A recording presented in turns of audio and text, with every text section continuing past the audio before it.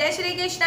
कैसे हो आप सभी लोग? उम्मीद करती हूँ आप सभी मंगल में होंगे, अच्छे होंगे, स्वस्थ हो।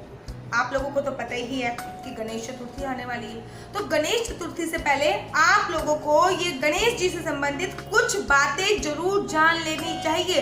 हर एक इंसान को जरूर पता होना चाहिए कि आखिर सच्चाई क्या है। और वैसे भी हमारे गणेश जी को तो विभिन्न विभिन्न नामों से जाना जाता है। जितने उनके नाम रोचक हैं उतनी ही रोचक जानकारियां हैं उनसे संबंधित। अब हमारे गणेश भगवान को कोई विनायक कहता है, कोई दामोदर कहता है, कोई विघ्नहर्ता कहता है, कोई मंगल मूर्ति कहता है, कोई गणपति बोलता है। जैसे इनके नाम ये रोचक है ना, तो इनसे संबंधित जो जानकारियां हैं वो भी बहुत ज्यादा रोचक है। तो गणेश चतुर्थी आए उससे पहले ये वीडियो आपको लाइक करनी है, शेयर करनी है, सब्सक्राइब करनी है और सभी अपने रिश्तेदार दोस्तों को शेयर भी करनी है। तो चलिए प्रारंभ करते हैं। शिव महापुराण के अनुसार ऐसा बोला जाता है, शिव महापुराण में लिखा है कि गणेश जी का निर्माण, गणेश जी की उत्पत्ति माता पार्वती ने अपनी दो सखियां जया और विजया के कहने पर करी थी। ऐसा बोला जाता है, ऐसा मैंने शिव महापुराण में पढ़ा है कि जया और विजया ने एक बार माता पार्वती से बोला कि जितने भी भोले बाबा जी के गण हैं, सेवक है, नंदी हो गया या कोई भी है भोले बाबा जी के सेवक है, वो भोले बाबा जी के ही कहना मानता है, आपका कहना कोई भी नहीं मानता। तो एक ऐसा सेवक आपके पास होना चाहिए, एक ऐसा पुत्र आपके पास होना चाहिए जो केवल आपका कहना माने। यही विचार करते हुए माता पार्वती ने अपने मैल से, बहुत ध्यान दीजिए, मैल नहीं है, मैल, अरे ऐसे क्या पार्वती में ये 200 साल नहाती नहीं होंगी जो इतना मैल इकट्ठा हो गया उनके शरीर से? एकदम गलत है। माता पार्वती की मैल से, अर्थात उपटन से, मैल को बोलते हैं उपटन, उपटन से गणेश भगवान जी की उत्पत्ति हुई। और शिव महापुराण के अनुसार बोला जाता है कि गणेश भगवान जी का जो रंग था वो हल्का सा लाल और हरे रंग का था। गणेश भगवान जी को दूर्वा घास अति प्रिय है, आप लोग भी जानते हो। लेकिन क्या आप लोग जानते हो कि गणेश भगवान जी को जो दूर्वा घास चढ़ाई जाती है वो दूर्वा घास जड़ रहित होनी चाहिए, और तो और कम से कम 12 उंगल लंबी होनी चाहिए, और 3 गांठ वाली हो तो फिर बात ही क्या है।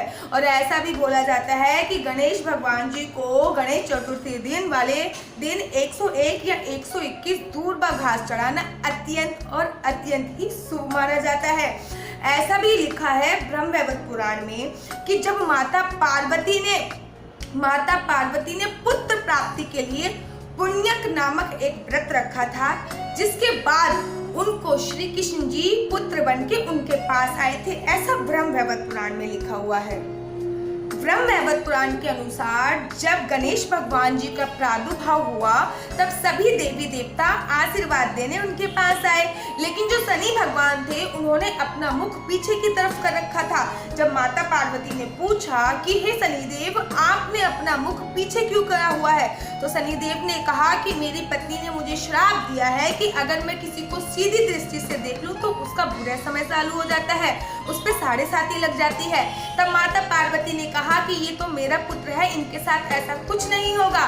माता पार्वती की जिद से शनिदेव ने अपना मुंह सीधा किया और गणेश भगवान जी को देखा, और उन्हीं के श्राप के कारण, उन्हीं के देखने के कारण गणेश भगवान जी का शीश कटा था।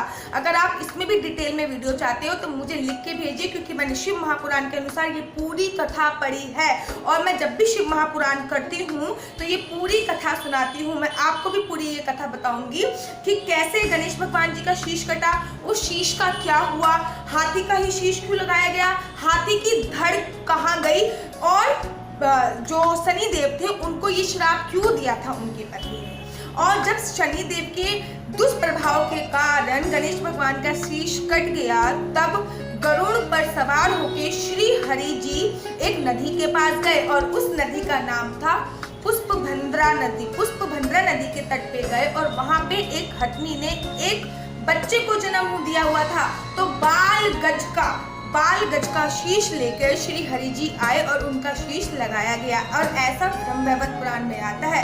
और ब्रह्मवैवर्त पुराण में तो यहाँ तक भी आया है कि एक बार भगवान शिव ने अपने त्रिशूल से ध्यान से सुनिएगा कि एक बार भगवान शिव ने अपने त्रिशूल से सूर्य भगवान के ऊपर वार किया था, जिससे सूर्य भगवान चेत अवस्था में चले गए थे, अचेत अवस्था में अर्थात बेहोश हो गए थे। तो सूर्य भगवान के जो पिताजी थे कश्यप मुनि, उनको बहुत ज्यादा गुस्सा आया। तो कश्यप मुनि जी ने भगवान शिव को श्राप दे दिया कि जैसे तूने मेरे पुत्र के ऊपर अपने त्रिशूल से वार किया है, जा मैं तुम्हें श्राप देता हूँ कि तुम अपने पुत्र के ऊपर त्रिशूल से वार स्वतः ही करोगे। तो भगवान शिव ने कश्यप मुनि के श्राप को सही साबित करने के लिए ये एक लीला भी रची थी। ऐसा भी ब्रह्मवैवर्त पुराण में आया है। ब्रह्मवैवर्त पुराण में ये भी आया है कि एक बार गणेश भगवान जी तुलसी जी माता के गणेश भगवान जी गंगा नदी के किनारे तप कर रहे थे। तुलसी माता का वहां से गुजरना होता है और तुलसी माता गणेश भगवान जी के स्वरूप को देख के मोहित हो जाती हैं और उन्हें पति बनाने के लिए अपना प्रस्ताव रखती हैं, लेकिन गणेश जी वो मना कर देते हैं। तब तुलसी माता जी उन्हें श्राप देती हैं कि हे गणेश, तू शादी करने का बिल्कुल भी इच्छुक नहीं है, जा मैं तुझे श्राप देती हूँ कि तू एक नहीं दो शादी करेगा। आप लोग जानते हो कि गणेश भगवान जी की 2 शादी हुई थी, इसके बारे में भी डिटेल में बताऊंगी। तब गणेश भगवान जी कहते हैं, हे तुलसी, तूने मुझे 2 शादियों का श्राप दिया है, जा मैं तुझे श्राप देता हूँ कि तू जड़ पौधा बन जाए और पौधा बनने से पूर्व तेरा विवाह एक दुष्ट के साथ हुआ था। आपको बता, अगर आप इसमें भी डिटेल में वीडियो चाहते हो तो मैं इसमें भी डिटेल में वीडियो बना सकती हूँ कि तुलसी माता का विवाह किससे हुआ था, कैसे हुआ था, किस कारण हुआ था। तो ये थी गणेश भगवान जी के 2 विवाह की कथा। ब्रह्मवैवर्त पुराण के अनुसार ये भी बताया गया है कि एक बार भगवान परशुराम जी भगवान शिव से मिलने कैलाश आते हैं।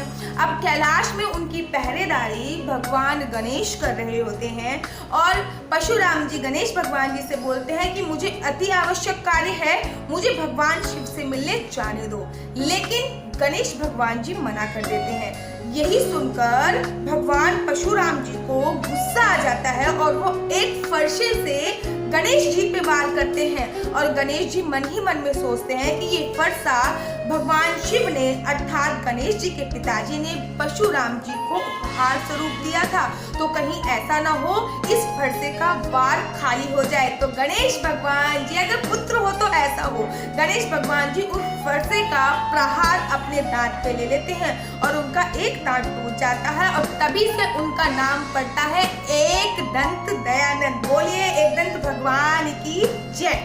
शिव महापुराण के अनुसार आप लोगों को पता है कि गणेश जी का विवाह प्रजापति विश्वरूप की पुत्री रिद्धि और सिद्धि के साथ हुआ था और तो और उनके 2 पुत्र भी हैं जिनकी भी पूजा की जाती है, शुभ और लाभ। वैसे एक विचित्र बात है ना कि भगवान राम के खानदान की पूजा नहीं होती, अर्थात ना तो कोई लवकुश की पूजा करता, ना लवकुश के पत्नियों की पूजा करते, केवल माता सीता और भगवान राम की करते हैं।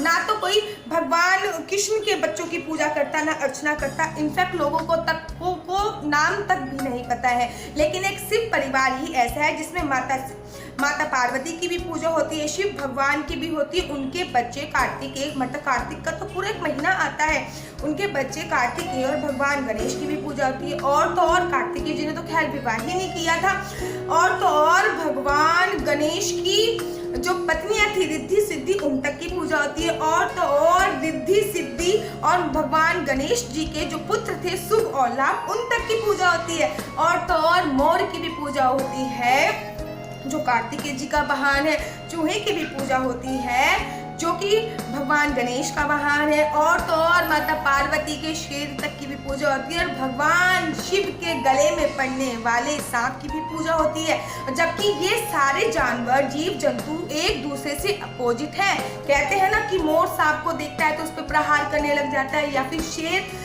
मोर को देखता है या सांप को देखता है या चूहे को देखता है उस पर प्रहार करने लग जाता है। लेकिन कैलाश पर्वत पर ये सारे लोग सारे पशु पक्षी आराम से रहते हैं, तो इन सब की पूजा होती है। आप लोगों को बहुत भली भांति ये परिचित होंगे कि महाभारत लिखने वाले गणेश जी थे, लेकिन क्या आप लोग जानते हो कि गणेश जी ने वेद व्यास जी से एक शर्त रखी थी कि अगर महाभारत लिखते लिखते मैं कहीं भी रुका तो मैं इस लेखनी से अपना नाम हटा लूंगा, मैं महाभारत वहीं पे भी खत्म कर दूंगा।